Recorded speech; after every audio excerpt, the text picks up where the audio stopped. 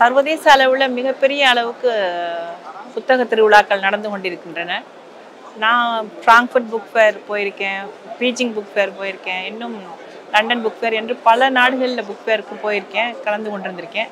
அது பல வருஷத்துக்கு முன்னாடி நான் போயிருக்கேன்.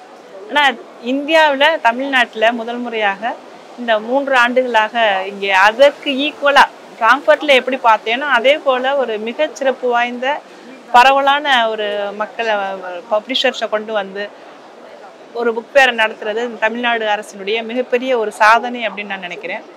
காரணம் வந்து ஒரு எழுத்தாளராக பல மொழிகளுக்கு நம்முடைய படைப்பு போகிறதுங்கிறது ரொம்ப முக்கியம். நம்முடைய கலை செல்வங்கள் அப்படின்னு நம்ம சொல்லலாம். அது வந்து பிற மொழிகளுக்கு போகிறது தான் எழுத்தாளருக்கு மிகப்பெரிய ஒரு அங்கீகாரம். அது நம்முடைய மொழிக்கு மிகப்பெரிய பெருமை சேர்க்கக்கூடிய ஒரு விஷயம். அதே போல் பிற மொழிகள்லேருந்து அவர்களுடைய கலாச்சாரத்தையும் இலக்கியங்களையும் நம்முடைய மொழிக்கு கொண்டு வருவதுங்கிறது ரொம்ப முக்கியமான ஒரு விஷயம். அது போன்ற ஒரு சிறப்பு வாய்ந்த ஒரு செயல்பாடைத்தான் தமிழக அரசு இன்னைக்கு செஞ்சுக்கிட்டு இருக்கு.